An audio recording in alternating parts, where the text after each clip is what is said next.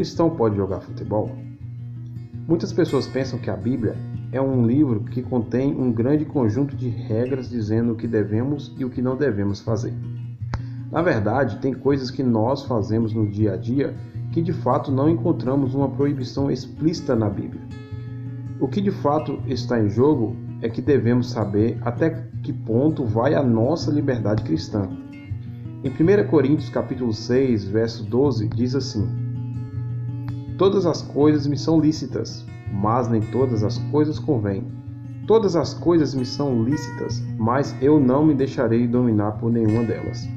Também em 1 Coríntios capítulo 10, versículo 23 diz: Todas as coisas me são lícitas, mas nem todas as coisas convêm. Todas as coisas me são lícitas, mas nem todas as coisas edificam. Bom, aqui a palavra de Deus nos ensina que tudo é lícito. Ou seja, nós somos livres para fazermos o que quisermos. Porém, podemos passar por grandes consequências em nossas vidas se nós não soubermos usar a nossa liberdade cristã. Somos livres, mas devemos usar a nossa liberdade cristã para glorificar o nome do Senhor Jesus. Veja o que diz em 1 Coríntios capítulo 10, versículo 31. Diz assim: Portanto, quer comais, quer bebais, ou façais qualquer outra coisa, fazei tudo para a glória de Deus. Olha que versículo interessante. Aqui diz que em tudo que fizermos tem que ser feito para a glória de Deus. Em relação ao futebol, é óbvio que não vemos nenhuma passagem na Bíblia que proíba de nós jogarmos futebol ou de torcermos para o time que nós gostamos. Realmente, tem cristão que exagera em muitas coisas, e uma delas é dizer que o cristão não pode jogar futebol. E tem gente que acha que é mais espiritual do que outras pessoas. Repetindo, não vemos nenhuma passagem nas Escrituras que proíba o cristão de jogar futebol. Mas tem duas coisas importantes em relação ao futebol que eu gostaria de chamar a sua atenção. Em primeiro lugar, é em relação a quem joga futebol. Bom, é normal vermos cristãos que jogam futebol, e isso não tem nenhum problema. Porém, tem alguns cristãos que jogam futebol e na hora ali do jogo muitos acabam ficando de cabeça quente e aí se ira com o time adversário e começa a falar até palavrões ou chega até mesmo ao ponto de querer brigar com outros jogadores. Você que joga futebol e está assistindo esse vídeo sabe muito bem do que eu estou falando. Então, se você em um jogo de futebol tem o costume de chegar a esse ponto de se irar, então o melhor é que você evite de jogar, pois a ira é pecado contra Deus e nos traz uma série de consequências. E veja como a palavra de Deus é clara em relação ao irarmos. Veja o que diz em Provérbios capítulo 29, versículo 22, diz assim: O homem irado provoca brigas. Olha só, provoca brigas. E o de gênio violento comete muitos pecados. Olha só a clareza desse versículo. Aqui diz que quem se ira acaba fazendo o quê?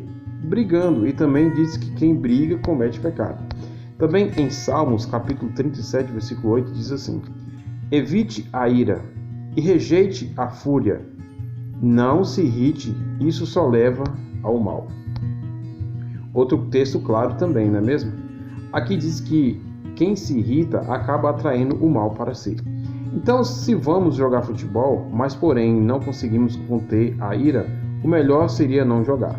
Outra coisa também que devemos nos lembrar é em relação ao nosso testemunho.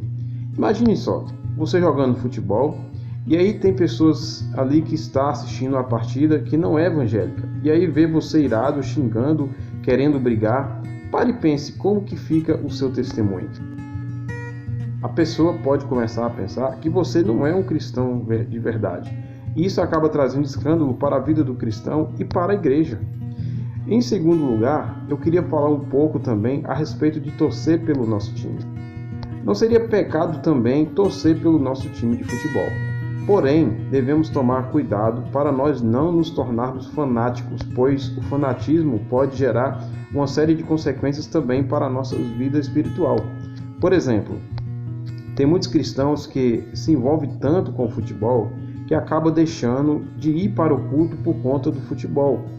Muitos também acabam se envolvendo tanto com o futebol que acabam deixando de ter uma vida de intimidade com Deus, como ler a Bíblia, orar, jejuar e meditar na palavra.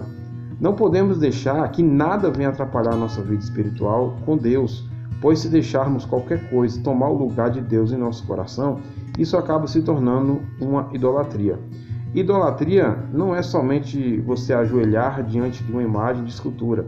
Idolatria é tudo aquilo que toma o lugar de Deus em nosso coração. E falando em ídolo, eu não concordo também quando alguém chama o seu jogador preferido de ídolo. Afinal de contas, o nome já diz tudo, não é mesmo? Ídolo. Olha o que a palavra do Senhor diz em relação aos ídolos. Colossenses capítulo 3, versículo 5. Assim, façam morrer tudo o que pertence à natureza terrena de vocês: imoralidade sexual, impureza, paixão, desejos maus e ganância, que é idolatria. 1 João, capítulo 5, versículo 21 também diz: filhinhos, guardem-se dos ídolos. 1 Coríntios, capítulo 10, versículo 14. Por isso, meus amados irmãos, fujam da idolatria. Então, como vimos aqui, Deus é contra a idolatria. Idolatria é um grande pecado contra Deus, pois Deus não quer que tenhamos outro Senhor em nossas vidas que não seja somente Ele. Agora tem algo que eu também não concordo, que é de alguns cristãos irem para o culto com camisa de time. Não que a Bíblia proíba, mas eu vejo isso como uma questão de bom senso, pois quando cultuamos a Deus devemos fazer isso com reverência. Não devemos ir vestido de qualquer maneira ao culto, mas eu vejo isso como um ponto de vista pessoal, tá ok? Bom, pessoal, espero que vocês tenham gostado do vídeo de hoje. Não se esqueça de se inscrever em nosso canal, de ativar as notificações e de deixar o seu like. Valeu? Deus abençoe a todos.